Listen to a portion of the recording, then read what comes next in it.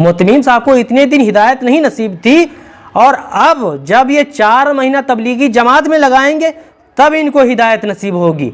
या मौलाना साद साहब की 2 महीना खिदमत करें मुफ्ती अबुल कासिम नोमानी साहब। अंधभक्ति की जाती है लेकिन सोच समझ के की जाती है।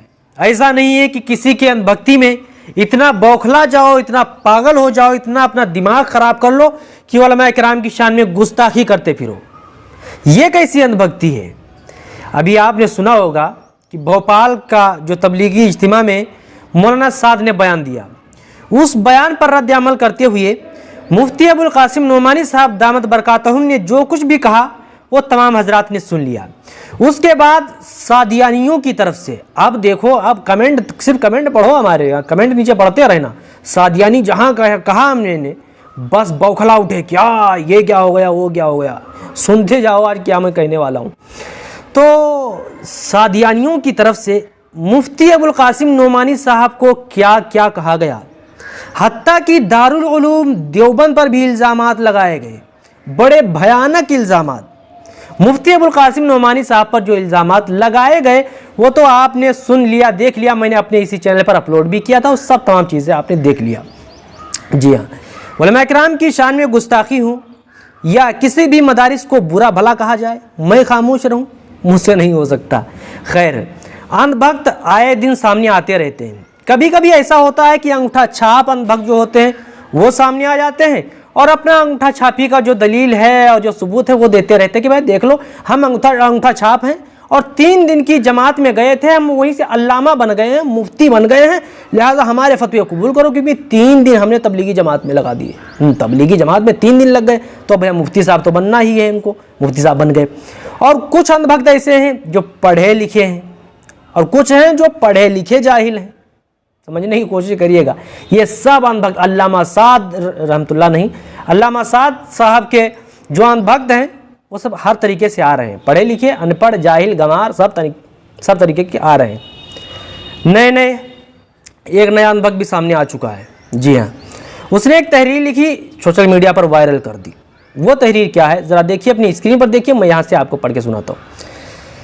हाँ, ये लिख रहा है कि हज़रत जी मौलाना साद साहब फरमाते हैं कि मदारिस के अंदर ज़कात नहीं देनी चाहिए, बल्कि ज़कात बेवा और मिस्कीन को देनी चाहिए, इसलिए कि अगर ज़कात का माल मदरसे में देंगे तो क्योंकि वो माल का मैल है और मैल खाकर उलमा सू पैदा होंगे, और साफ माल दिया करो, मदारिस के अंदर ज़कात का माल ना दिया करो।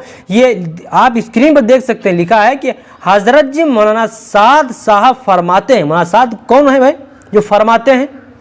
मैंने ऐसे अंधभक्तों को जो अपने आप को मौलाना कहने वाले हैं, उन अंधभक्तों को मैंने देखा है, और देखा नहीं है बल्कि वो मुझे कायदे से पहचानते हैं और मैं उनको कायदे से पहचानता हूँ। मेरी उनसे मुलाकात, तमाम चीज़ें हैं।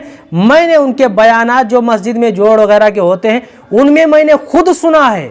हदीस बयान कर रहे हैं और हदीस बयान करते हुए कहते हैं कि अल्लाह मौलाना साद साहब दामत बरकातहुम ने फरमाया।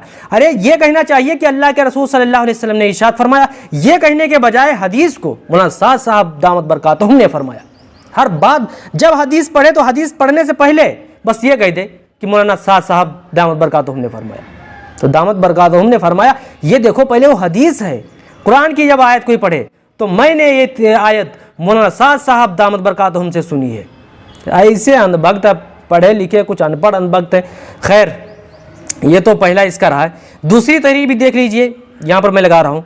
लिख रहा है कि मोहतमीम साहब को चाहिए कि वो 4 महीने जमात के साथ लगाएं या मौलाना साद साहब की खिदमत में 2 महीने उनकी खिदमत में रहें, उनकी सोहबत इख्तियार करें, तो इंशाअल्लाह हिदायत नसीब होगी मोहतमीम साहब को। मोहतमीम साहब को इतने दिन हिदायत नहीं नसीब थी, और अब जब ये 4 महीना तबलीगी जमात में लगाएंगे तब इनको हिदायत नसीब होगी। या मौलाना साद साहब की 2 महीना खिदमत करें मुफ्ती अबुल कासिम नोमानी साहब। लिखने वाला कौन है? आम आदमी अपनी आईडी पे लगाए है, आम आदमी। मैं यही कहना चाहूँगा कि किसी की अंधभक्ति करो, लेकिन इतनी अंधभक्ति ना करो जिससे मदारिस की शान में गुस्ताखी हो जाए या उलमा किराम की शान में गुस्ताखी हो जाए। और ये उल्टे सीधे जो ऑडियो या वीडियो आप देख रहे हैं इस वक्त सोशल मीडिया पर वायरल है, अंध भक्तों की तरफ से बहुत ज़्यादा इल्ज़ामात लगाए थे। हमारे हज़रत के ऊपर मुफ्ती अबुल कासिम नोमानी साहब ने क्यों बयान दिया, बस ये है, हमारे हज़रत पर क्यों बयान दिया। दारुल उलूम देवबंद का जब फतवा आया था अभी मतलब 5 साल पहले, तो बस हमारे हज़रत पर दारुल उलूम देवबंद का फतवा कैसे आ गया। नहीं, हज़रत पर नहीं आना चाहिए। अंध भक्ति किसी करो, लेकिन उलमा किराम की शान में गुस्ताखी और मदारिस की शान में गुस्ताखी नहीं होनी चाहिए।